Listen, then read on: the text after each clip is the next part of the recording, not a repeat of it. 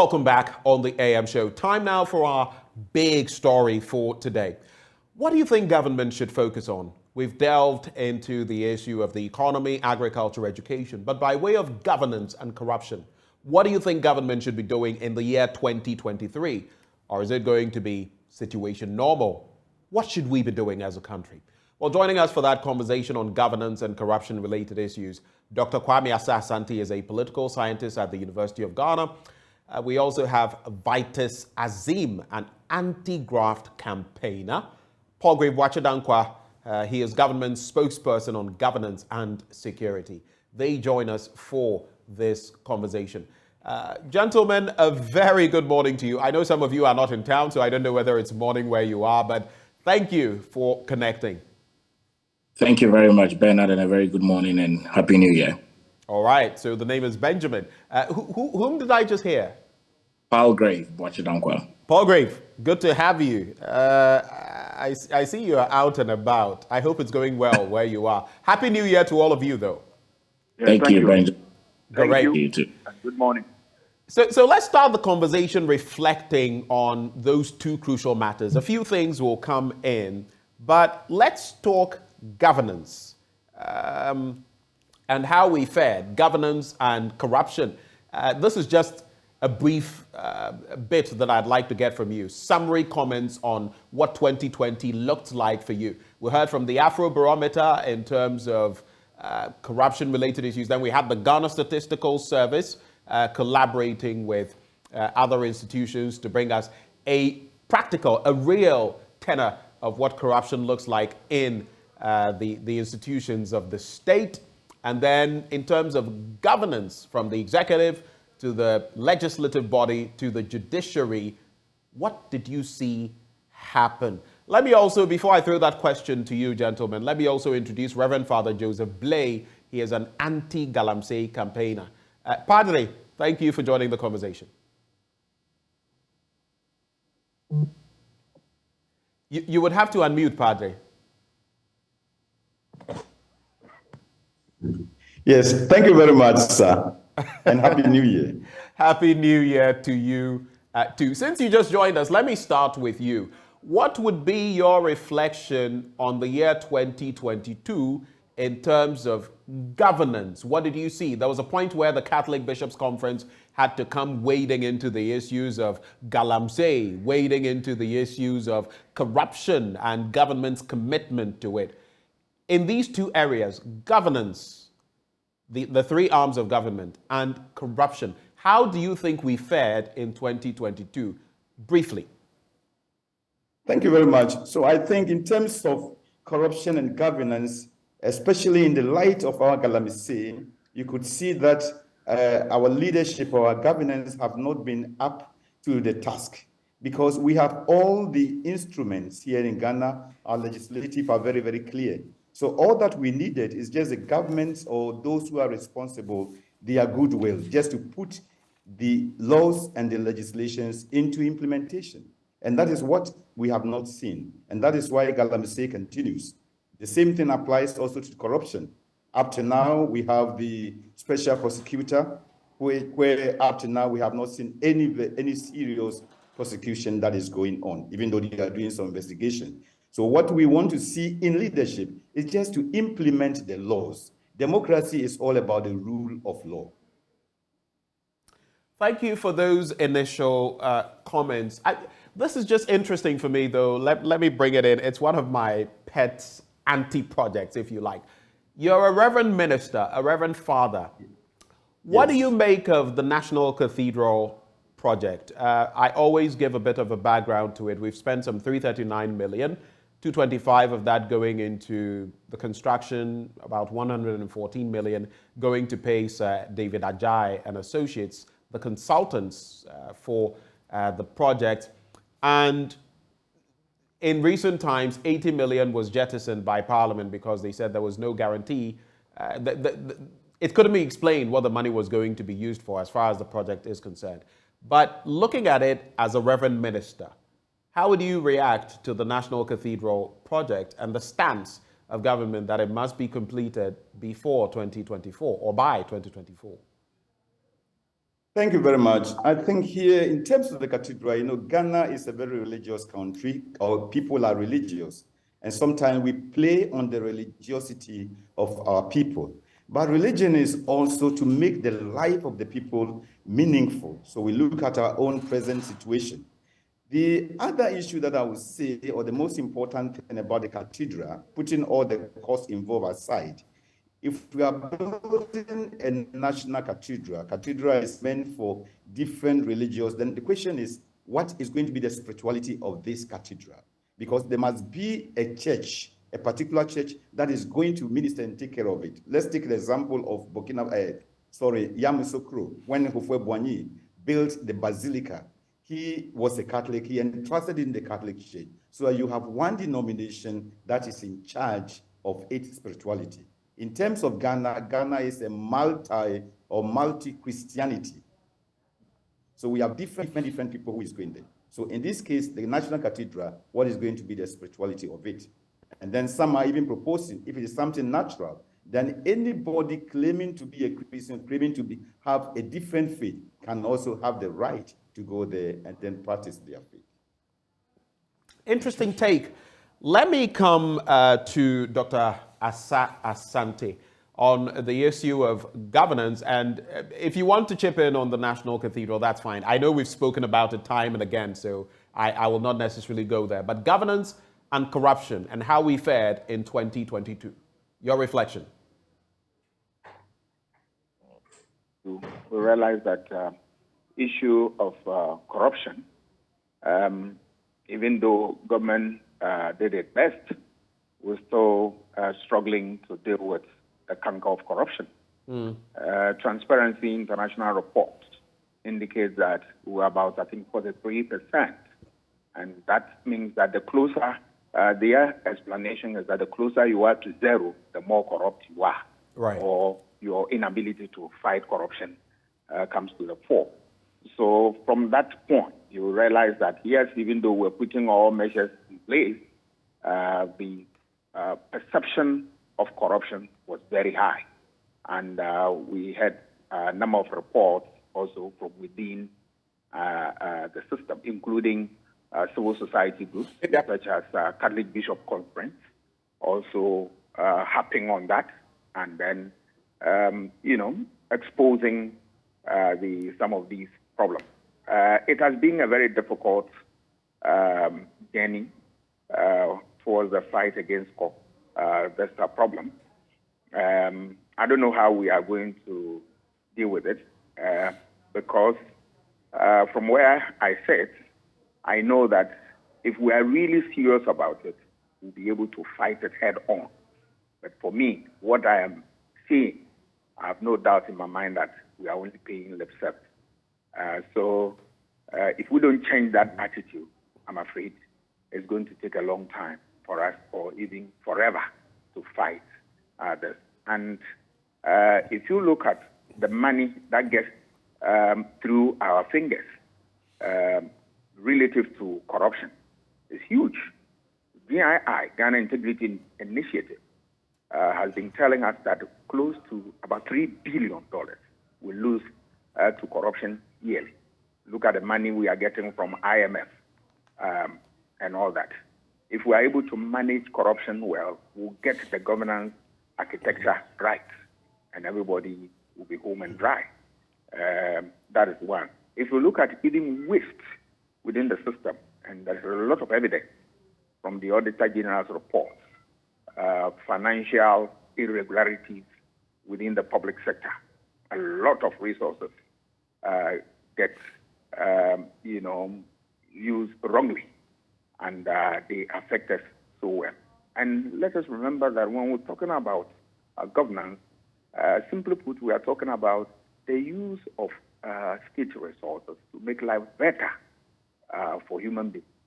So it tells you that we are not able to manage resources very well to support the population of this country. That is a big blot on our governance credential that in 2023, I expect the government to right the wrong.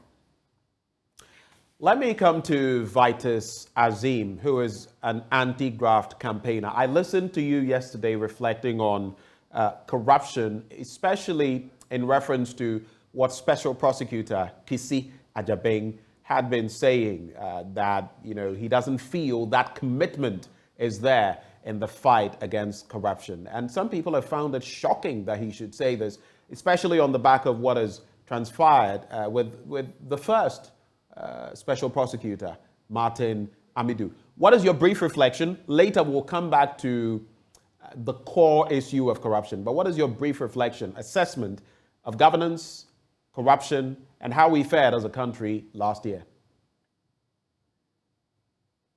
It's a sign of poor governance, and so the two are related. And for me, I would say that as a country, we failed in our efforts to curb or at least minimize corruption. We have failed because, for us, succeeding in dealing with corruption involves promptly investigating credible allegations of corruption and either recovering monies or prosecuting those that have been found to be implicated. This, we don't see much of it, especially even from the anti-corruption state institutions. We don't see much. They say that, okay, when they are working, they don't have to be telling us what they are doing. But as public institutions, if you are working in silence, it's difficult for us to know what you are doing. The other side of it is that on the side of government, unfortunately, government seems to be defending corruption rather than dealing with corruption. For example, yesterday I heard the president already saying that the particular mining company is not engaging in illegal mining. Yet the Office of Special Prosecutor says they are going to investigate this incident. So when you come out upfront to already defend an allegation without waiting for the state institution that you put in place to carry out investigation, that is unfortunate. But just to say that with regards to the National Cathedral, we should not rejoice that Parliament rejected the 80 million vote cities allocation to the National Cathedral, because the Minister of Finance told us during the investigation that there is a budget line called contingency vote, which he used to fund the National Cathedral. Some of us called on Parliament not to approve that contingency vote this year. What Parliament did was only to reduce it, but it's far above the 80 million that the minister was asking for the National Cathedral. So it's another endorsement of the minister's decision to use that contingency vote to fund the National Cathedral, because it's just a budget line. It doesn't belong to any sector. It doesn't belong to any MDA. It's just a budget line inserted in the appendices. So it's like a pool of money just put aside without being allocated to any specific activity to allow the government to do what it wants with that money.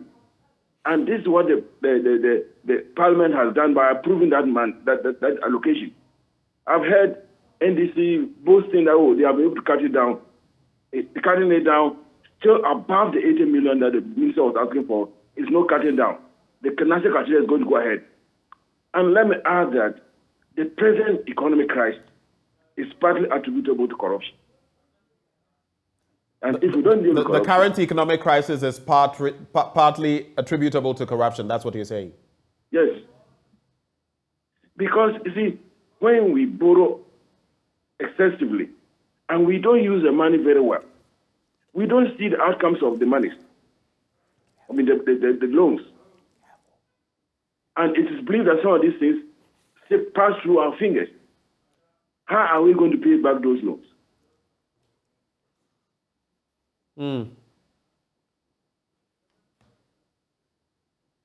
Hello, Vitus. Yes, I'm done with my initial reflections, sir. Thank you for those comments. Let me bring in now Paul Wachidankwa. He is government spokesperson on governance and security. This is smack down your alley, the issues we're talking about. For you, what would be your candid reflection on the year 2022 by way of governance and corruption? We'll expand it, but what is your assessment? A happy New Year to you, Benjamin, and Thank good you, and morning. same to you. I'm very certain that 2022 was a very challenging year for our government. Howbeit, on the governance front, you are very well aware that as the global issues were presented to us as a country, Right. we sought to mitigate those very immediate challenges on the Ghanaian people. In the midst of that, the government sought for an IMF conversation, and at the tail end of last year, 2022, we reached a staff level agreement.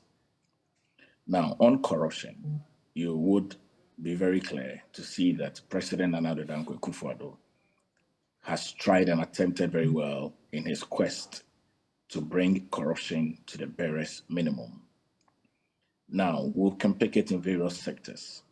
Having looked at the fight against Galamsey, the President Nana Addo Dankwa Akufo-Addo, together with his minister, the Honorable John Abu-Janapo, Samuel Abu-Janapo, clearly held stakeholder meetings and reactivated Operation Halt 2, with which we have seen some high level of persons that are involved in illegal mining being arraigned before the law court. I'm in no doubt in my mind that our quest against the fight against Galamsey and our quest to minimize corruption is one that needs to be emulated. You'll recall that as at last year, September 30th, 2022, the Auditor General retrieved close to about 1.282733.90 million Ghana cedis from some inappropriations. I'm certain that in this year, the Auditor General would be able to recover a lot more of those monies.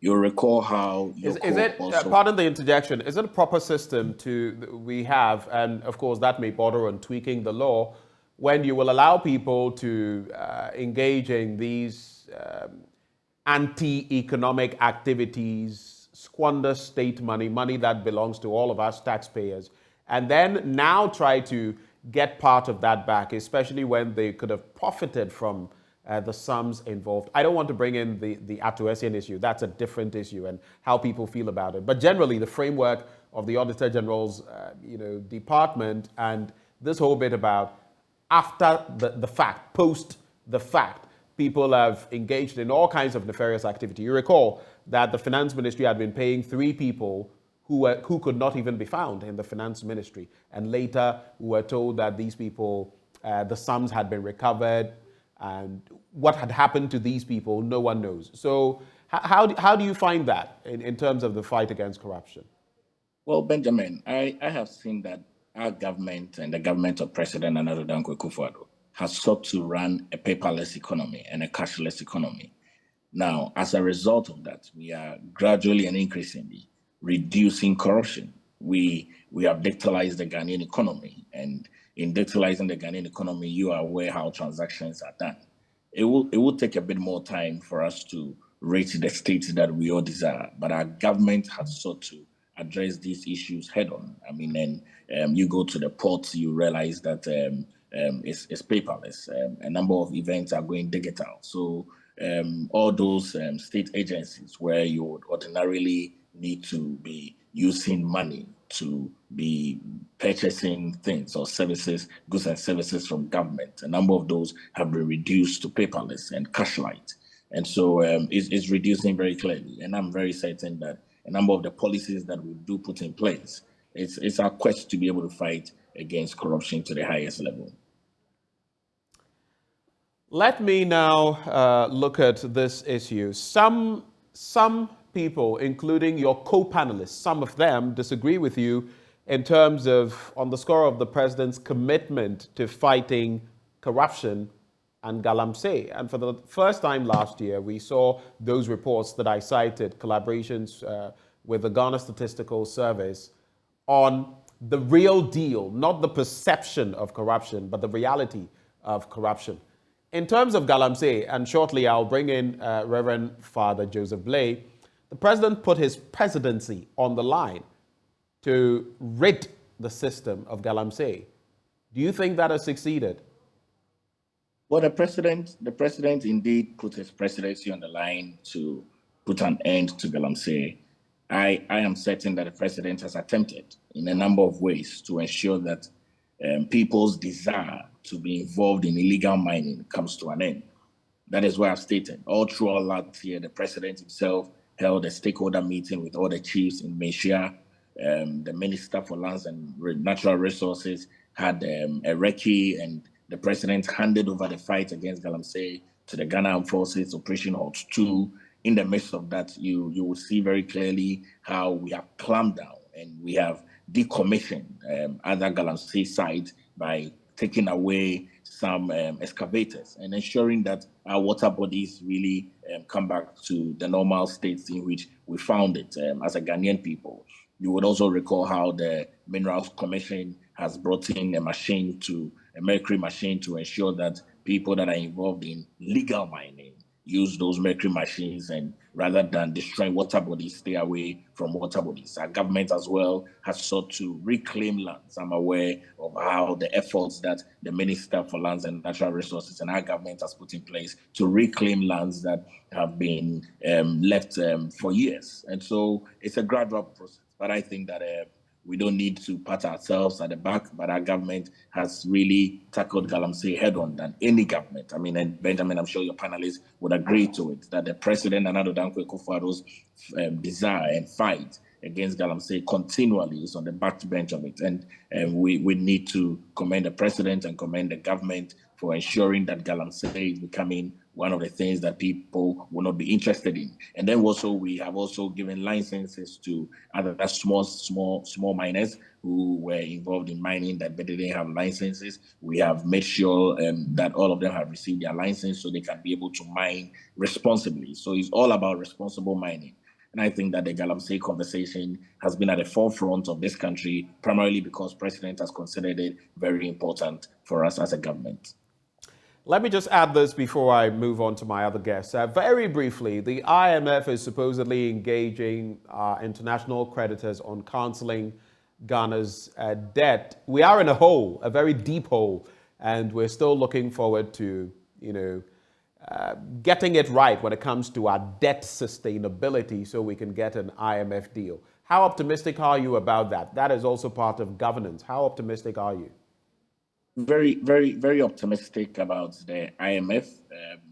It took a bit more shorter time for us to reach a staff level agreement from July of 2022 to December of 2022. In 5 months, we have been able to present our program, our enhanced program, to the IMF team.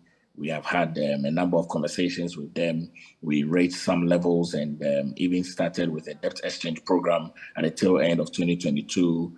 We are confident that the debt that Ghana has accrued over the years has come to the attention of the IMF and even the global challenges as a result. We are certain that in addition to the conversations that is ongoing at the moment in cancelling our debt, the IMF is also going to give us $3 billion over the next 3 years to ensure that our debt to GDP. Are you saying that for a fact, or are you saying that in hope?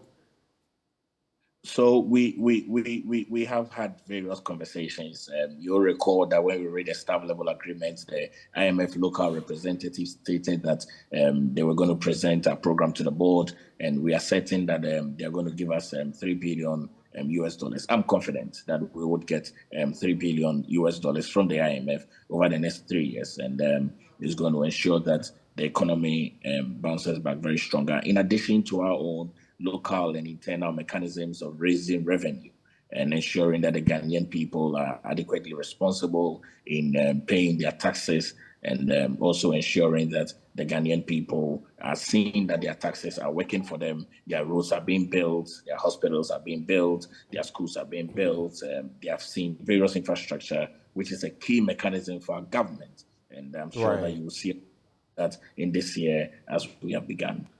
All right. I merely had to bring that up because the mere fact that you ask for a certain sum doesn't mean the IMF will eventually give you that, the entirety of that. In fact, sometimes they give you more, but at other times they would give you even less. So, but I see that this is hinged on optimism. But let me come to Reverend Father Joseph Blay. You are an anti-Galamsey campaigner. Looking at all the things, last year my colleague Erastus Asare-Donko put together a documentary, on Galamsey, and I was stunned. I mean, I've seen many things, but when you look at the cocktail, when it comes to our water bodies and the way they have become, some of them look like some beverage, and some even looking like carrot juice. But the point to be made, the president put his presidency on the line. Interestingly, we have heard from the Ghana Catholic Bishops' Conference and myriad civil society organizations on the threat of Galamsey. Maybe to rub salt in the wounds of campaigners, the president is speaking, interacting with Catholic faithful in Koforidua, and then he makes mention of the fact that, look, Akonta mining, which has been cited for some infractions and which is being investigated by the special prosecutor, well, they are not engaged in any wrongdoing, according to Mr. President. I'll give some more details on that. But yes, the president says, just to quote him before you come in, "Let me respond briefly to the chairperson on the issue of illegal mining. I want to assure him and all of you that Akonta Mining is not engaged in any illegal mining activities in any part of the country as we speak. Further, the Ministry of Lands and Natural Resources has, through the Forestry Commission and with the assistance of the military, cordoned off all 294 sites of forest reserves in the country and rid them of illegal mining as we speak." But the question has been posed, how about retrospectively? How about what has been done in the Nimre Forest? Youth in the Samre Boy area are protesting, and they say they don't want to see any entity mining in that enclave. The fight against corruption, are we getting it right? And how do you react to the president's latest rhetoric? Thank you very much. Anytime our Catholic bishops come out to speak, they speak with evidence because they do their researches, they consult experts, and then it's a conference of about 20 or more bishops who are experts themselves in different fields. So they come out with a statement, they know what they are saying. That's the first point I will make. So when our bishops say that, well, the country is being threatened by Galamsey, you have shown so many pictures on the internet in different media houses, and Ghana is being threatened by Galamsey. The first issue is water. My research, I've done, my dissertation was on philosophical study of artisanal gold mining in Ghana, poverty, rural poverty, aggravation or mitigation. And my research shows that it is aggravating rural poverty. So the first threat is water, where some projections were made that in 2023, Ghana will begin to import water. And you believe with me or agree with me that practically many towns or many people in Ghana are now drinking sachet water. Places where there are rivers flowing, they all have to bore water because the waters have become so polluted. Further projections is saying that by 2030, Ghana is going to import water. And I don't doubt it. If it continues like this, it's going to happen. So now the issue of, let me just even bring in something more. When we are talking about Galamsey, we should not only look at it parochially. The threat of Galamsey is beyond Ghana, because every threat that Galamsey is posing is against the SDG, the Sustainable Development Goals of the United Nations, Agenda 2030. So in this Agenda 2030, we are talking about no poverty. We are talking about no hunger. We are talking about good health. We are talking about education. We are talking about gender balance. We are talking about water. We are talking about fair, clean employment, and so on. We are talking about aquatic life. We are talking about terrestrial living. And all these things are threatened by Galamsey. So how can there be no poverty when Galamsey is mining? Look at the picture that is on. This is in Asimkrum, a place about 3 kilometers from my village in Jema, and this is found in the Western North region, in the Awin, this municipality. Now, just as I'm speaking, there was a Galamsey excavator transported there to go and mine against the will of the people. These people have written a letter with 20 points explaining why they don't want Galamsey in their town. And they wrote this letter as a petition to the Chief Executive Officer of the Mineral Commission, copied to the President, the Vice President, IGP, MCE, Regional Minister, District Police Commander, Divisional Police Commander, all responsible agents. As I'm speaking, I have not received any reply to these letters. So this is the threat that Galamsey is bringing. So Galamsey is going to aggravate poverty. Galamsey is going to aggravate famine, food. So food is going to be scarce. And some of the researches I did in a place, Wasa Hinyawa, Wasa Bekwai, they said, Father, in this forest, we are importing food. These are people who are supposed to import food to Kumasi and Accra. They are rather importing food because all the arable land has been destroyed. So there are so many issues in terms of education. Now the president has given free education up to SSA, which is something very good. But what happens if the children, the very children that we want to be educated are abandoning the schools because of Galamsey? And there are so many videos, so many footages of children, very young children between 8, 9, 10, who are at Galamsey site. So then what happens to the investment that we are making in the education? Everything comes to naught. The same thing applies to health. We have done researches, I think recently, just last year, some 3-4 months ago, the pathological department of Komfanoche Hospital, Kumasi, came out with children who have been affected by mercury. In my own municipality, Enchi Sewom, a midwife came out, and that was brushed aside. A midwife came out showing children who are born without organs, no eyes, no nose, because the river Deboyne, which is the only source of drinking water for the people, is full of mercury, and mercury has its effect. The funny thing is that Ghana is always the one to sign. We are one of the first signatories to set up most of these international conventions. The Minamata Convention Against Mercury, Ghana is a signatory, and our waters are polluted with mercury. Now, let me come back to the president's comment. You know, the president is a very intelligent man. He is a seasoned lawyer. And it's unfortunate, the first time that I heard, I received the mail yesterday, I said, let me go and read the source, the context of this quotation.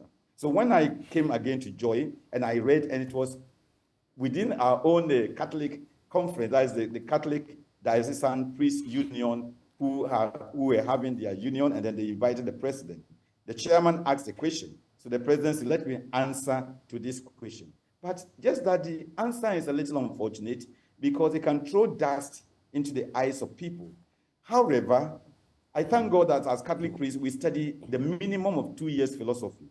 If we analyze the president's statement in the context of philosophy, logically, he is saying that as we speak, Akonta mining is not engaged in any illegal mining in anywhere in Ghana. As we speak, that was Wednesday, 4th January 2023. So as at that time, Akonta mining was not involved, but Akonta mining has been involved before that time. And it was not involved because the land commission, the land minister for land and natural resources have sanctioned and instructed Akonta mining to withdraw all its equipment from the forest. So the president did not say, or the president, on the other hand, is confirming what has been alleged. And this time is even more than allegation because the evidence are clear. So the president is confirming that now he is not, but how about before? He didn't say that before Akonta mining has not been involved. Neither was he also saying that after. So he is saying what has happened, and what has happened is because Akonta mining was involved in illegal mining, the land commissioner has asked, the land minister has asked him to withdraw all his equipment. There are evidences. The Semina Boy youth have been communicating with them. They have all stood up firmly against. So the president is talking about the effect of what has happened.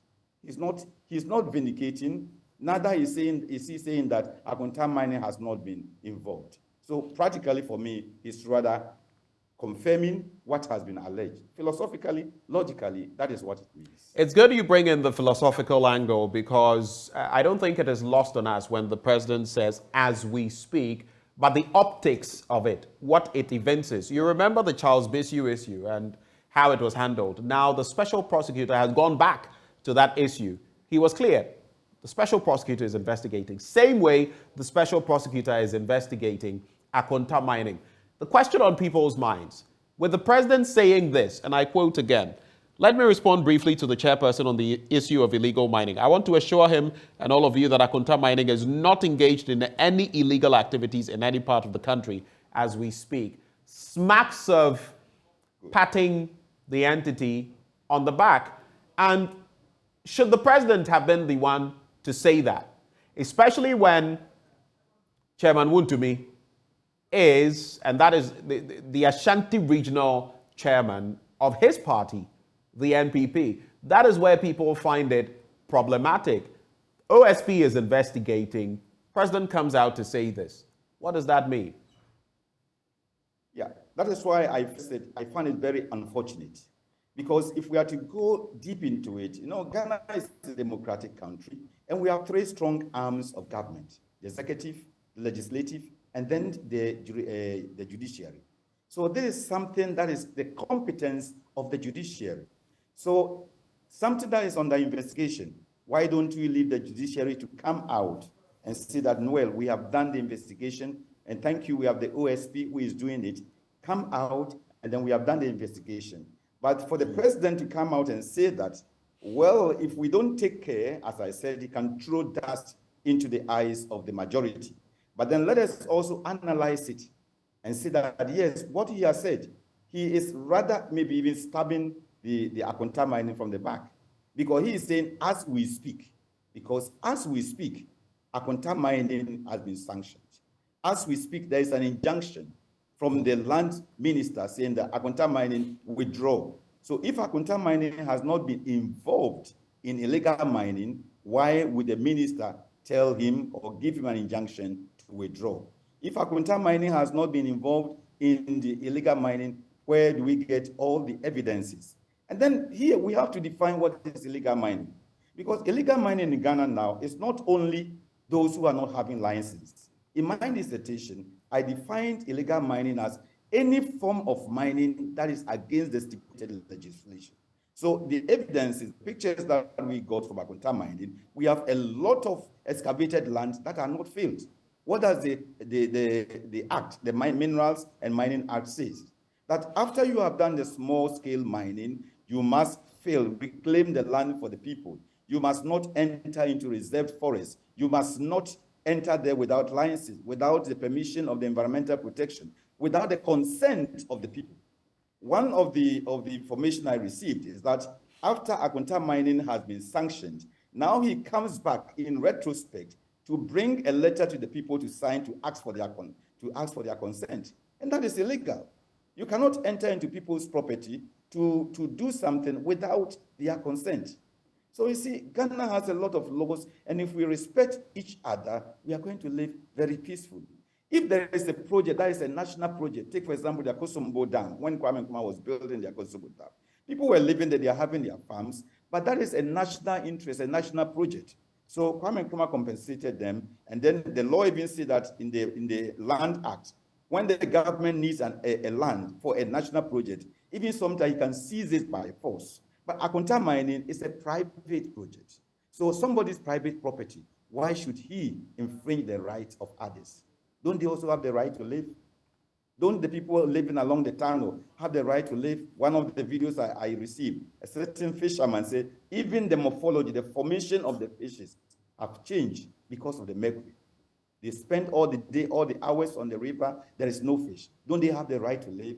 So Akonta mining has been involved in illegal mining. So to say that as we speak, it's just playing on words and then throwing the dust, because, excuse me to say, how many of us Ghanaians have reached that intellectual level to take and analyze it and philosophize it and say that, well, you said this, but that's not what we are saying. What we are saying is that Akonta mining has been involved in illegal mining before Wednesday, 4th January 2023, as the president spoke. Before I bring in the other panelists on the same issue, I want us to just take a look again at what Mr. President said at that confab in Koforidua. Take my seat. Let me respond briefly to the chairperson on the issue of illegal mining. I want to assure him and all of you that Akonta Mining is not engaged in any illegal mining anywhere in Ghana as we speak. Dr. Asante, quick reaction to the fight against Galamsey and the president's positioning on this matter in recent times.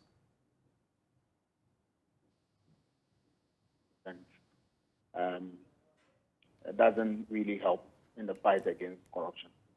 In the illegal mining, because let's look at it from this point of view that we are a democratic country, and then we are governed by rules and regulations. So if somebody is accused and there is investigation, one would have expected the president to exercise restraint so that then this investigation will be concluded and we'll know whether indeed Akonta Mining is wrong or is, has committed an alleged crime. All right. So for the president to come out to say that, yes, he is not doing that, that is going to stifle the investigation. And if care is not taken, it can undermine the whole effort at fighting corruption. That said, I believe that if we look at how we have approached the issue of Galamsey, I still want to maintain my point that we are not ready to fight it. Because I can't understand why the state has capacity to make sure that its rules are observed and the state is able to enforce the rules religiously. And yet we still have people who engage in Galamsey, destroying the ecosystem for us, and then, the activities posing serious threats to the survival of the state. Why am I saying that? If you look at the activities of illegal mining, it has a whole lot of issues that we are failing to observe. One, it in no time, I am sure, is going to affect our relationship with our neighbors. Côte d'Ivoire, for instance, that you pollute the water here and then they make use of the water there. This is a water that is not potable because it is polluted with all sorts of poisonous substances and all that. Very soon, if we don't take care, we are going to be hauled within certain international bodies to answer questions on that. And we have just not taken this matter seriously. If you look at the health hazard that it poses to people, which one of the panelists did give us elaborate view about that, it poses serious health challenge to this country. And look at this, the country that we are struggling to even maintain some semblance of health care in this country. And yet we are inviting more trouble for ourselves. Come to look at even the economy itself. Food production is being threatened. The poverty is going to grow very high, and a whole lot. And all that we get from those who have been given political power is that we are fighting, we are doing our best, and we are even doing better and all that. Is it the case that we are doing well? The evidence is not far-fetched. Look at the surface of water in those areas. It tells you that we are just paying lip service. I am worried because as a student of politics, the state is more crucial than any other thing to me, because it is that entity that houses all the various political systems and economic and whatever systems within the state. So as soon as there is a threat in any form or shape, then I am worried. But it appears that we continue to say this, and they all fall on deaf ears of the government. I believe that 2023, the government will look at these things and then help us to deal with it. It is in the interest of the government to make sure that these things are checked and addressed head on, because they have implications for elections, implications for our very survival and whatnot. So I don't want to belabor the point, but it feeds into the governance architecture that in terms of state capacity, we are weak. If you look at the regulatory capacity of the state, that is the ability of the state to come out with laws and enforce them. The first hurdle we always cross, we come out with laws. As to whether we are able to enforce them, that is another thing. We don't. And let us remember that once you get all the state capacities wrong, regulatory capacity, administrative capacity, making use of all the resources that is given to us by God and the ones that we create, all right, effectively. If we get them wrong, and then we get also the, the technical capacity, that is policies, we get our policies right.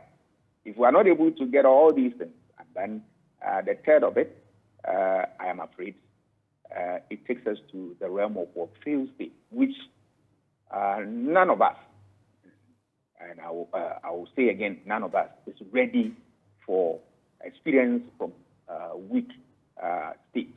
All right. So I think it is incumbent upon the government that all these ideas or advice that we are giving to the government will reflect on them and make the best use of them if they really want to govern. Let me come to Vitus Azim. So according to Dr. Asa Asante, he finds it disappointing that the president went on that tangent. And again, he says if we don't get things right in some of these areas, we could be approaching the status of a failed state. Vitus, what do you think of this Galamsey menace and the recent, rhetoric around it from the president and others, including the OSP? If in a country where you have government officials and party officials engaging in serious business, establishing companies and undertaking serious business without regard to the laws of the country, fighting corruption or fighting Galamsey is not going to be a failure. Because why should the president? Akunda Mining has a managing director. He has an owner. He should be the one defending the company and not the president of the country. Especially when the president has put his presidency online, if he fails. But of course, these are people that probably fund the party. And so when you have so the president sometimes makes these unfortunate statements, putting the personal interest above that of the state. We are not going to succeed in the fight against Galamsey for two reasons. One, the individuals benefiting from it are in very key positions. They have power and can disobey the laws with impunity. But secondly, it is also political because of the lack of employment in the country. The youth are turning to it. And so a political party or a government of the day will be afraid, will be hesitant in drastically dealing with Galamsey because the youth probably will turn against them, especially as we are approaching 2024. So that is the situation we find ourselves. But as one of the panelists pointed out, we are not only polluting the waters for Ghana, but those waters are going further. I think I even heard on the bit about Dr. Asa Asante saying it could pose a threat, even in terms of our relations with other countries. I don't know whether it's Burkina Faso or Mali. One of our neighboring countries said in recent times that we should get our act together because it was affecting their water sources. Okay, but of course we also know that Niger, also there's Galamsey in Niger as well. Because I know the young men in my village traveled to Niger to engage in Galamsey. But I think he mentioned that it will affect the waters of Côte d'Ivoire. Now, when we do all this, and some of the waters are going into the sea, when we do all this, are we thinking about our health? Are we thinking about the end effect, even on the economy, crops, animals, and all that? So we need to begin to put the country and the people ahead of our personal and individual welfare and interests. Those interests are transient. When the environment is highly polluted, whether you're a president driving in an air-conditioned car, bulletproof car or not, someday, somewhere, you will be affected because you're not going to remain president forever. You may continue to be protected, but members of your family and relatives will not continue to be protected when you are no longer president of this country. When you are no longer engaging in Galamsey, if you are a Galamsey person. So I think that as a country, we need to sit down and look at this again.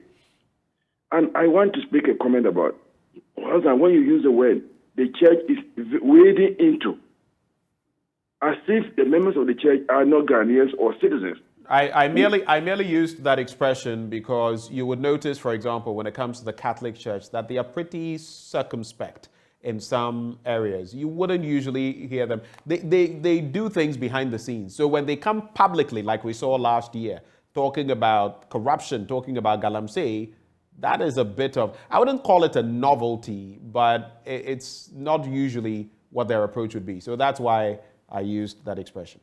Yes, and we're not in normal times, as they have said. Whilst we have certain church members condemning Galamsey and calling for an end to the National Cathedral, other members of some churches are deeply involved in promoting the National Cathedral. They are rather wading into the issues that will negatively affect Ghanaians. At this stage, at this economic crisis, we need to prioritize. We need to spend our money on the people. We are not short of cathedrals in this country. But we're talking about Galamsey. What measures, if we are failing to stop it, what measures are we putting in place to at least ameliorate the negative impact of Galamsey?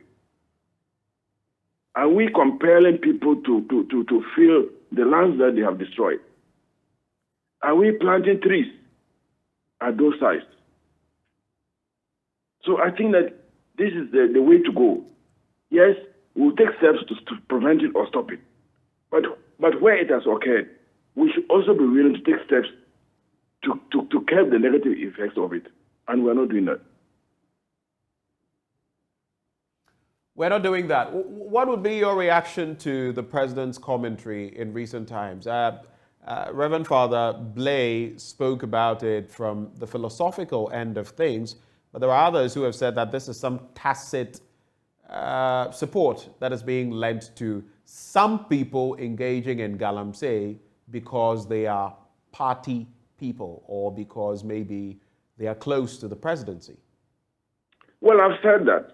They fund the party. So if you have leaders of political parties engaging in Galamsey, and especially if you have your own president defending such leaders, what do you expect? You see, you can't speak with your tongue in cheek.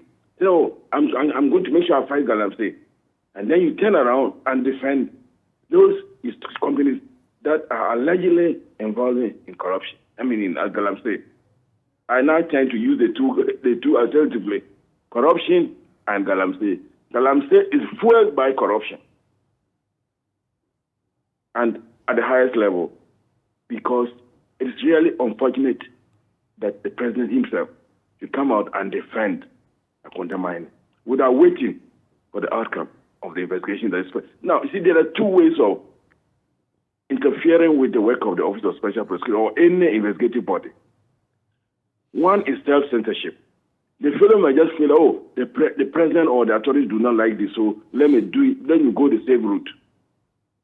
But there's the direct way of the president or a leader coming out to direct the institution to do things in a certain way, either directly saying it or commenting as if he's just throwing the words into the air. But indirectly telling the special prosecutor that Akunta Mining is not engaged in illegal mining. So what do you expect the special prosecutor to come out at? What results do you expect him to come out with from his investigation? And this is not the first time. The cash for seed saga. He came out even before any investigation to see that, no, there was nothing wrong. The Australian visa saga. He came out and said they did nothing wrong. So you cannot say you are fighting corruption when you are not allowing the institutions that you put in place to do their work, whether it's Galamsey or it's corruption. You are the last person that should say, I've received this report, I've looked at it, and I'm convinced that the findings are acceptable. Then you exonerate the person, but not upfront, when the investigations are not taking place. You are indirectly telling the investigating body, don't investigate this matter, because after all, I have the facts. Or that if you investigate and bring the results, I won't do anything about it. And that's very unfortunate. Right. Let me bring in Paul Grave-Boakye-Dankwa, who speaks for government.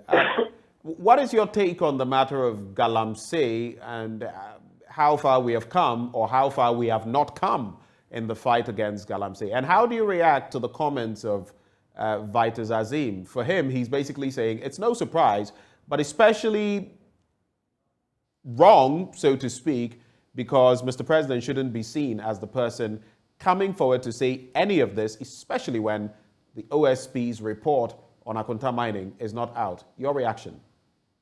You know, Benjamin, as at June of 2022, the government of President Nana Addo Dankwa Akufo-Addo, for the first time in history in this country, had commissioned 100 mercury-free machines. 100 mercury-free machines.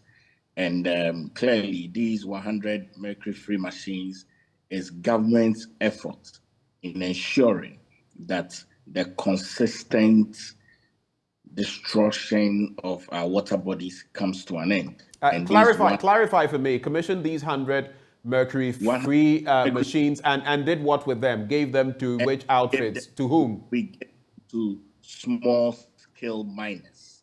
A number of the water bodies which have been destroyed legally and even illegally have been done largely by small-scale miners who do not have the capacity and money to be able to afford mercury machines.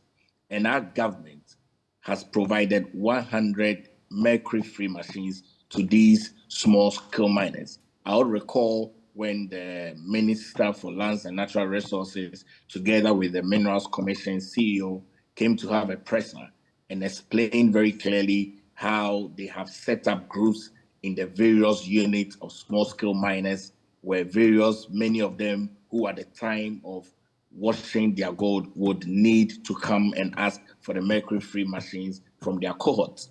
Now, these 3 mercury-free machines are supposed to help the small-scale miners, their high tons per hour.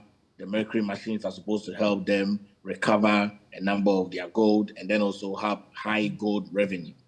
Now, I'm in no doubt in my mind that our government... Pardon the interjection. I'll allow you to go ahead. I'm just going to say here that I feel then that we should be following up with the Ministry of Lands and Natural Resources on the state of these machines and where they are currently and what work they are doing. But thanks for that reminder. Please go ahead, Paul Grave. Well, it's a good reminder to also let everyone know that our government is not sleeping on the laurels, and our government is working very hard to ensure that the destruction of our water bodies comes to an end. And I agree very well with the learned father, Dr.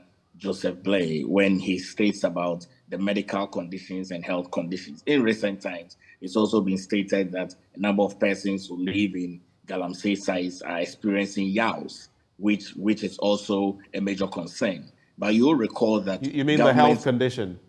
The health conditions. Yours, it's a major concern for our government, and I'm sure it's a major concern for the Ghanaian people as well, who are experiencing these adverse health challenges. Now, our government, in ensuring that we do not have consistent deforestation and degradation, are planting trees. When we started our second term, we have planted close to about maybe, if I'm not exaggerating, about 7 million seedlings. In the first time, we did about 2 million. Last year, we did about 5 million. I'm very certain that this year we're going to plant a lot more trees. Now, these trees that we are planting is also one of government's efforts in ensuring clearly that we meet up to the climate change. And climate change has become a bigger conversation globally, and our government has signed a pact, to it, right up from 2015 up to date. The various COP27, COP26, COP28 that has happened in Scotland and in Egypt are clear efforts of government measures in ensuring that we are meeting up to the needs of the Ghanaian people and ensuring that we are having a cleaner energy as we go forward.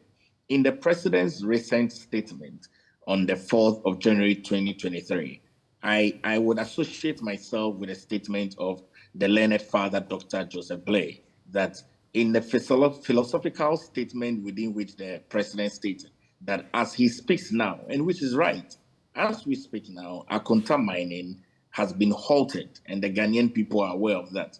And so when the president comes to re-emphasize that, I think that it's a lot more of the president's desire to ensure that Akonta mining, if they are found culpable, will go through the rigors of the law. The president stating that is not in any way infringing upon what the special prosecutor is going to do, is not in any way going to influence the special prosecutor's decision, is not in any way in agreeing to whatever illegal... Did the president have to come out and say that, especially when maybe the Lands and Natural Resources Minister could have done same? The optics of it is what we are looking at. And like Vitus Azim pointed out, there have been similar issues. The Australian scandal, Charles Bissu's issue, so many of them. And like he says, you cannot overlook the fact that if the president comes out to say this, what influence? We cannot say. But what influence will that have on the special prosecutor's work? Are you saying that that means nothing at all? Is that what you're saying? The only influence that the president's statement made to the special prosecutor as relates to Akonta mining is that you have my blessing to do your investigation, you have my blessing to be able to bring me a report, and I'll act upon the reports that you bring. The president stated that as we speak now, and Benjamin, I would ask you, is Akonta mining as we speak now on this interview? Is Akonta mining involved in any mining activity as we speak? The answer is no. They have been halted as of last year, and investigations are ongoing.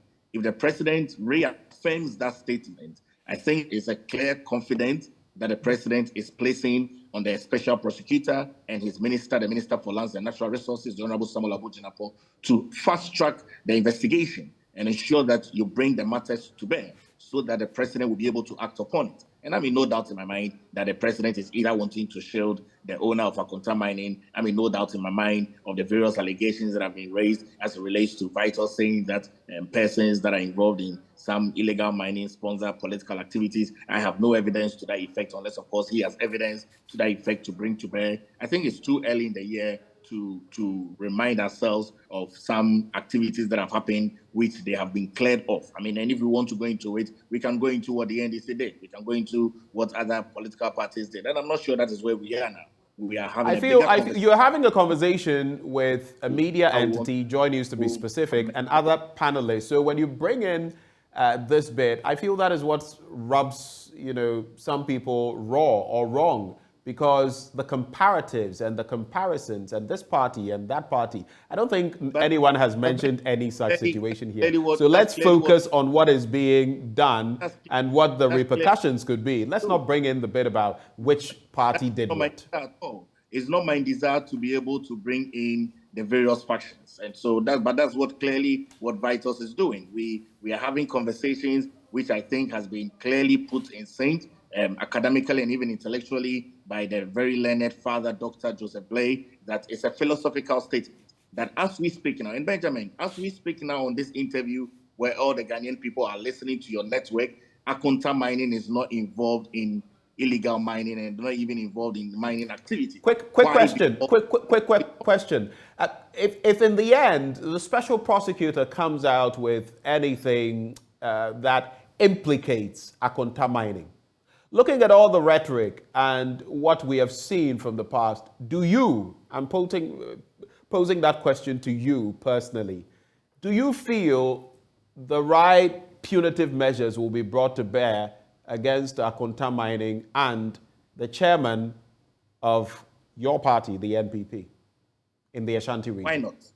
Why not, Benjamin? If the special prosecutor who has been set up by the state, who the president has appointed, has an uninterrupted investigation into Akonta mining and other mining activities that have been involved in illegal mining, destroying our water bodies and ensuring that we do not have cleaner water bodies, and people are having health challenges, and it has come to the matter of the bear, and a paper has been sent to the president. Why not? Why won't the president act upon it? I'm in no doubt in my mind, and I have extreme confidence in the president, Nana Addo Dankwa Akufo-Addo, to be able to act upon every single document that comes from the Office of the Special Prosecutor as it relates to Akonta mining, because the president himself is very aware of how mining is degrading the entire country. And he has said that he's going to make mining uncomfortable and unattractive, illegal mining uncomfortable and unattractive for people that are involved in it, which is why our government has sought to work with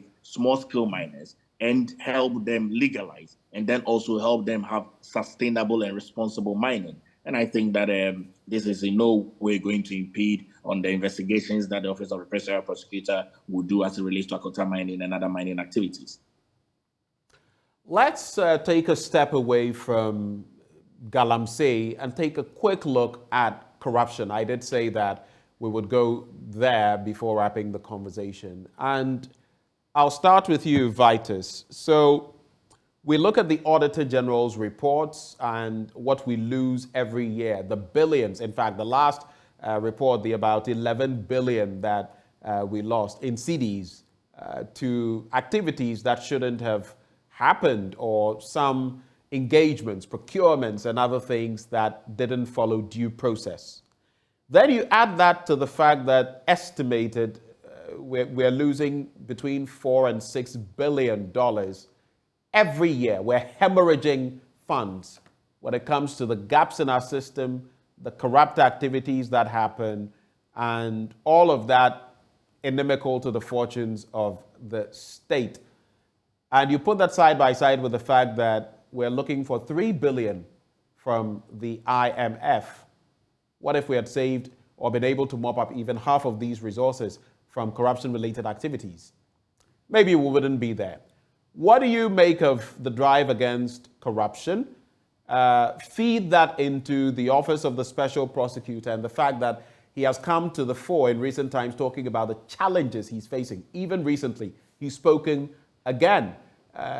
He's not been paid. His staff have not been paid. Logistically, they are constrained for over 17 months. And I bring that up because that is similar to what happened to Martin Amidou. What does that mean for the fight against corruption? We are not committed to the fight against corruption. And the special prosecutor himself has said that. I said from the whole part, he says he doesn't think Ghana is ready to fight corruption. But I think that when we are talking about the financial constraints, especially with regards to the payment of the staff, do we know why the staff are not paid for more than a year? We need to know. Did the Office of Special Prosecutor go through the normal procedure of recruiting the staff? Did they get clearance from Minister of Finance? Did they go through the Public Service Commission? Did they do the right thing and then submit the appointment letters to the Minister of Finance and the Controller Accountant General, and they refuse to pay them? There must be a reason. There must be a reason why you should expect people to working for 17 months without being paid. So I think that the Office of Special Prosecutor needs to come out more to tell us why they are not being paid. Has the government reason to see that for now we don't have enough resources to pay your staff? Or has the government pointed out that there is a weakness in your recruitment process because of that we are not able to pay? We need to get that information. But in general, government's commitment to the fight against corruption is not just this government, but past governments, with regards to resource allocation, has not been encouraging. And when you look at the reports, you refer to the Ghana Statistical Service report, you refer to the Ghana Integrity Initiative or Transparent National report, you refer to Afro Barometer, and we are performing below average. With Ghana Integrity Initiative, I've always said that the highest score is 100. Okay, no country has ever scored 100. But you should strive to score at least 50. When you look at even Ghana, with regards to its relationship, its performance with all other African countries, we are always 5th or 6th on the list. And yet, in other areas, there's black below sub-Saharan Africa to get independence and democratic and this with our those credentials. Why are we not at least able to score 50 out of 100? It's because of these things that are happening. And the media is always full of reports about alleged corruption. And the fact that we don't act on these allegations. There's no point setting up institutions and not giving the necessary resources to perform. Or if they perform and they bring their reports up, no action is taken on those reports. So whom are we deceiving? We're just deceiving the world or meeting international commitments and pressures from our donors that we should set out the 1 or 2 committees. The Auditor General's report you mentioned. Have you ever heard of 1 or 2 people being taken to court by the Attorney General because of the Auditor General's report? So why do we set up this institution? Pay people to do audits. And at the end of the day, we are not able to prosecute, enforce the law to get money recovered. Even administrative action, sacking people, or even demoting people as a result of their inability to account for public monies. It's not satisfactory. So, as for corruption, I don't even think we should use the word fight. We are not fighting corruption. We are speaking about corruption. We speak about it when there's an issue for 1 week and we forget about it. That's why the media is doing well, but the rest of us are not playing our role. Ghanaian citizens, if the ordinary Ghanaian goes for a service in the hospital or at the post office or whatever, doesn't want to queue up, especially if you know the one at the other end. How many of us are willing to report corruption? How many of us are willing to come out and give evidence? How many of us, if our relative is arrested by the police, will not go and try to beg the police to release the person, even if we know that the person has committed a crime? So, even though we blame the government because it's a leadership, we ourselves, our citizens, are not even doing enough. When we plan a demonstration, Martin Kego planned a demonstration in Temple. What was the attendance? It was described as poor attendance. But it concerned very important issues affecting this country. So I think that's the situation. I don't want us to throw our hands into the air and say that we are lost, but it appears that with regards to the fight against corruption, unless we change our leadership, unless we change our attitude towards state and public resources, I don't think that we will succeed. Let's look at this fact. If we look at the estimate that was given just last year by Ken Ofori-Atta, the finance minister, in terms of how much Ghana loses to corruption, like I said, many portals would suggest between $4 and $6 billion. He went for the lower figure, $4 billion. That would constitute 20% of Ghana's budget. 20% in CD terms. But there's a scholar, a Ghanaian scholar, who, reflecting on the situation, said, and I was going to make that point. I'm coming to you, Reverend Blay. Corruption is inherent in our society, and so we need to educate the public on the adverse impact of corruption on the country to ensure an attitudinal change. How much of a factor is it, generally speaking, is the Ghanaian desperately corrupt the ordinary Ghanaian on the street? Is that reflecting in our leaders? And how do we cure this malaise? Well, I don't think that corruption is limited to Ghanaians. That question was actually for Reverend Blay, but you can chip in. Okay, you can chip in briefly, and then I'll bring in Reverend Blay. Well, I'm just saying that human nature is such that we're always greedy. Right. We always think about ourselves before we think about neighbor. Even we, the Christians, that Jesus said that you should love your neighbor as yourself. We tend to love ourselves more than our neighbor, and that's the main cause of corruption. Right, Reverend Blay. Thank you very much. I'm very happy to hear that, because as I was listening and reflecting, I always believe, I'm not a philosopher, but I believe in philosophy that the way human beings act and behave, it's always based on their worldview. So whether we are aware or not, we believe we have some principles that guide our life. And that is our worldview. And when you look at corruption in Ghana, the corruption in Ghana is embedded in our Ghanaian cultural philosophy or cultural worldviews. Take some example of our proverbs. I know proverbs are just a summary of what we live in. When the Ghanaian says, "Obiara didi na dwuma ho," Obiara didi na dwuma ho. Everybody lives by his work or her work. What does that mean? In normal sense, that means that the work that you are doing, you are paid, and from that you get your livelihood. But for the Ghanaian, that is not it.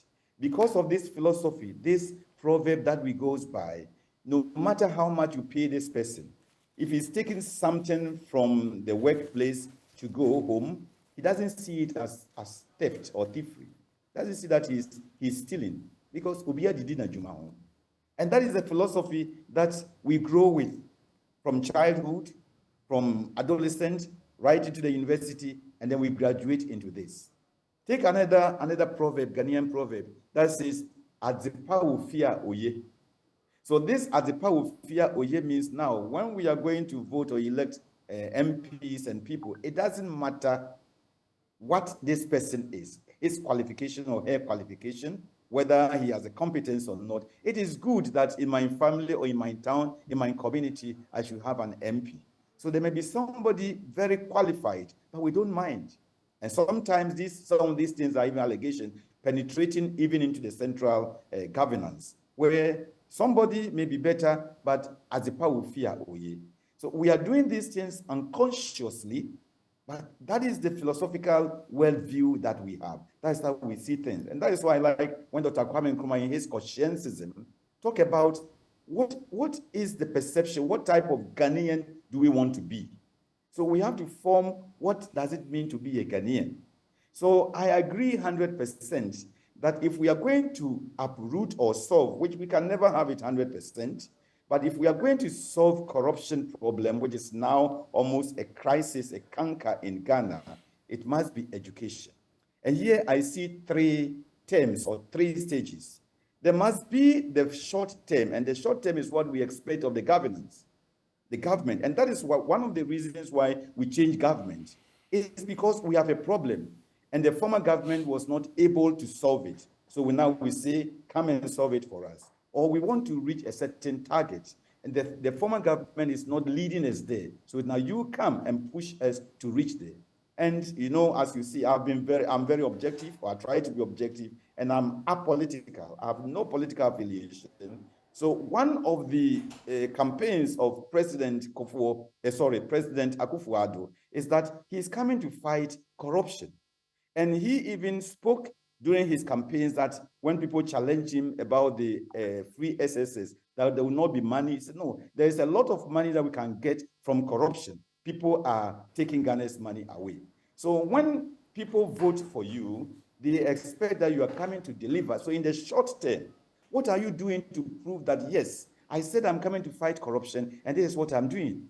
When President Kufuor was there and he intended or he bent on fighting corruption, he established the fast-track court. And we saw that, Alhaji Issa or Inusu, he was imprisoned because of that. And even our eminent Chikata, Kojoji Carter, such an intelligent man, very great man. I mean, he was found guilty and then he was incarcerated. Please, even if it's one day, just to prove that I'm ready to fight corruption. And for 6 years, we have not seen anything of this. And we expected more from a president who was Attorney General, a seasoned lawyer, and we have given you the executive power. So that is the short-term measure that we expect. So in the short term, people want to see action, to see that, yes, we are ready to fight corruption. Then in the medium term, the education should come in. Corruption, anti-corruption should be in our school curriculum. So that some of this philosophy that I was talking about, we need to form the mind of the people. It takes 30 years to change a generation. So if we start our educating people, let them know that if you are working, you don't need to take anything home, anything that is not yours, anything without permission. Once you are paid, is stealing, is corruption. When you go, somebody mentioned, when you go and there's a queue, don't jump over the queue. The person in front of you has also the right to be served. And when you go to Europe anywhere, that is what you see. So corruption can be fought and can be eradicated in Africa. When you read Transparency International on their website, right, in Africa, Botswana is the only country in Africa that is in the green zone, which shows that we can do it. And I'm told that in Botswana, when you go to their mineral site, even if the president is going there, he will be searched. Even the president, he will be searched. Nobody can take even a tiny diamond out. So that should be the medium term. Let us have a syllabus. Let us have a curriculum, educating our youth, our people, right from the schools to teach them that this is corruption, this is against the law, we can live without it, we can live and work and earn genuine and free money. Right. Then in the long term, again, after a generation, we will have it, but then there will be few patches of it. And if our institutions are working, our judiciary is working, then here we'll be able to trim it down. As we said, it's a human problem. So we cannot eliminate it totally, but at least we can increase our percentage on the transparency barometer. Before I take your final comments, let me bring in Paul Grave on the same matter. The fight against corruption.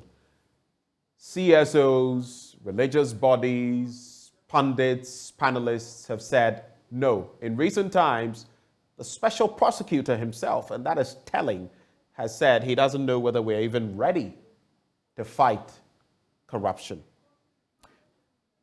Are we making any headway?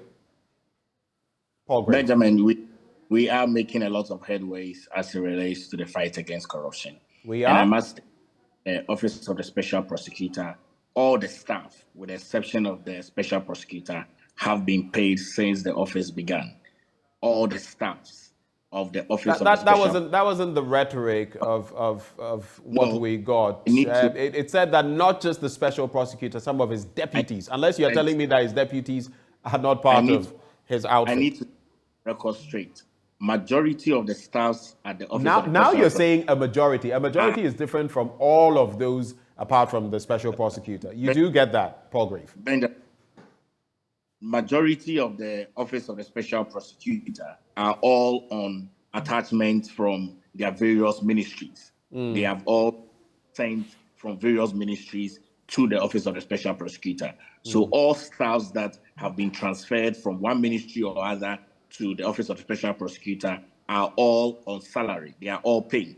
So staffs that have the Auditor General, Accountant General, staffs that have come from Controller, Payroll, all the staffs, all those auxiliary staffs are all salaried. How about the Article 71 office holders? And I just want to find out, since you are in governance circles, the Special Prosecutor is treated like a justice of the Court of Appeal. And of course, we know the salary structure and all of that and the increments over time. Is that a problem? How much has to be paid to him? There has been some noise about the finance ministry and paying the Special Prosecutor which sums, and some 20,000 versus the 33,000 plus that a justice of the Court of Appeal would get. Is that where the problem lies? Or is it part of the problem? I will not want to speak particularly on the salary of the Special Prosecutor. I think that he's come out very clearly to state his position that he's not been paid. But I just wanted to clarify very clearly that majority of the staff at the Office of the Special Prosecutor who are on attachment from their various ministries and are working currently at the Office of the Special Prosecutor are all salaried and are paid as we speak. They are all paid. On corrupt activities, our government, clearly, I mean, Benjamin, we have quick one. I'm sorry I have to do this. I'm sorry, Paul Grave. Pardon me for doing this. You say they are all paid, that is, those others who may not be Article 71 office holders and the rest. Was it after the noise was made about their not being paid, or have they always been paid for the past 17, 18 months? Can you clarify that? They have always been paid because they were already working at various ministries and were sent on transfer to the Office of the Special Prosecutor. So persons that were working either from the AG's department, persons that were working at the Accountant General, persons that were working at Controller, Auditors General, the various ministries that are needed to augment new public offices that are set up. All of them have been paid, and it is not after the noise. They have been paid as of the transfer, and so their salaries consistently come in on a monthly basis. Right, point made. On corruption generally, are we making any headway? Just a bit brief Very on that, so that we can have a final batch of reactions and then very brief on that. On corruption, our government has done extremely well. I mean, we've set up the Office of Special Prosecutor.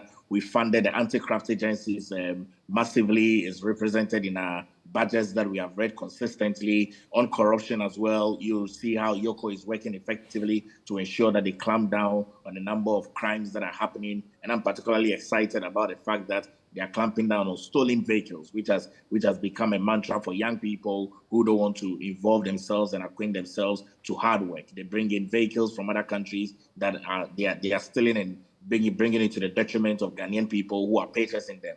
I'm excited about the number of measures that government is putting in place to ensure that STRAD is fully funded and fully resourced very well. The Office of the Special Prosecutor is being looked at very confidently. The Yoko is also being looked at. And I'm confident that government's effort, as we put in place against corruption, is going to yield the necessary effect as it's yielding already. Right. This is the final bite for each of you. If you can do just about a minute, I'd be grateful. But I'll start with you once more, Paul Grave, because especially those areas we focused on, Galamsey and corruption, feed into what a Ghanaian scholar has said. I want to find out what you think about it.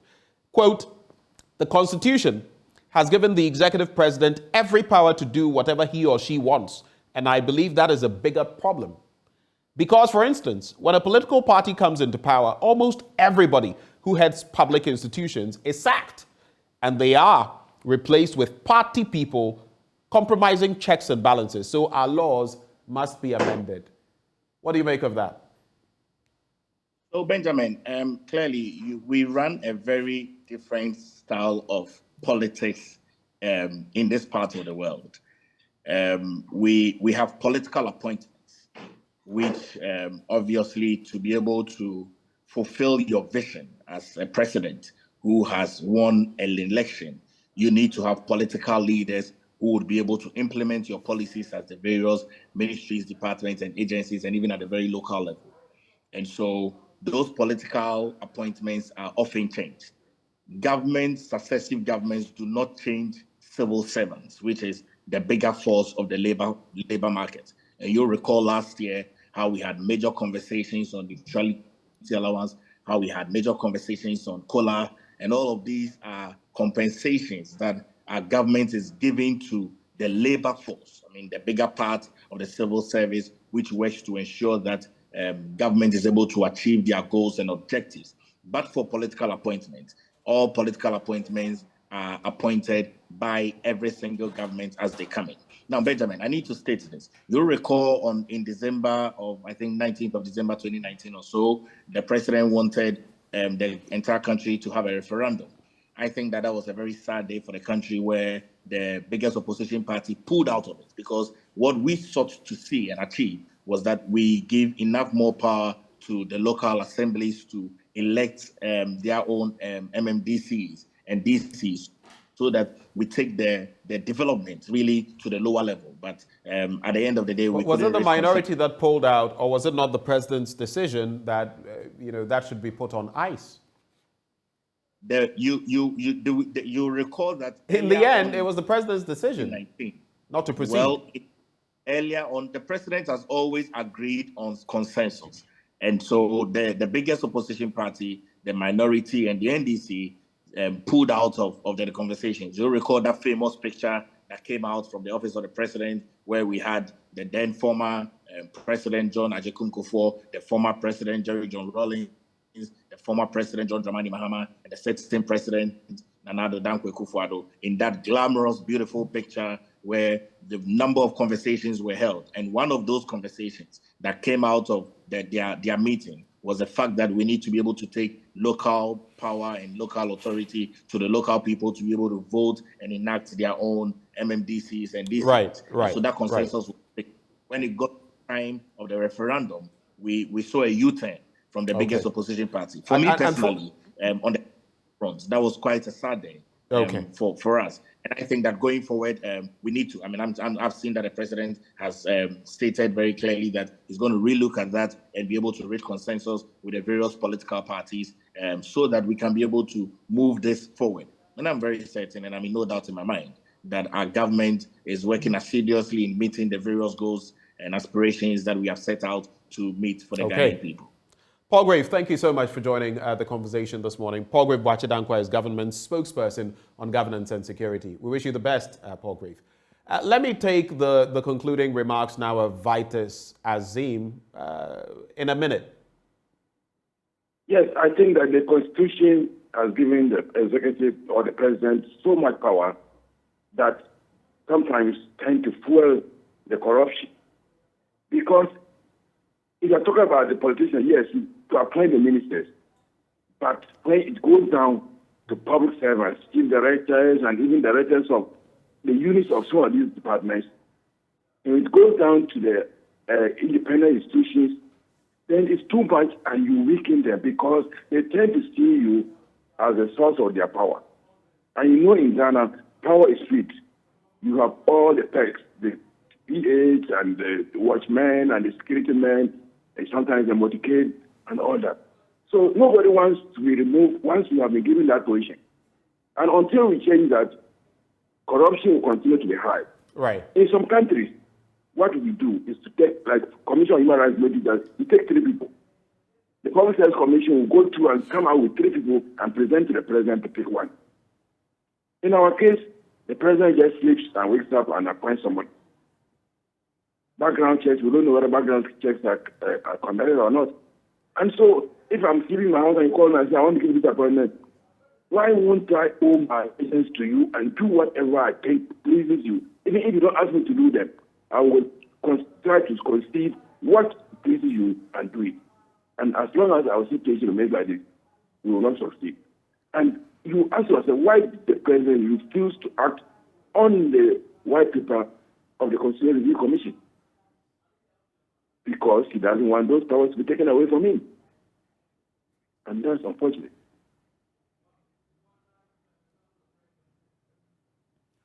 Mr. Azim, thank you so much for joining the conversation. Thank you for sharing your thoughts. Vitus Azim is an anti-graft or anti-corruption campaigner. We'll wrap with Reverend Father Joseph Blay, an anti-Galamsey campaigner.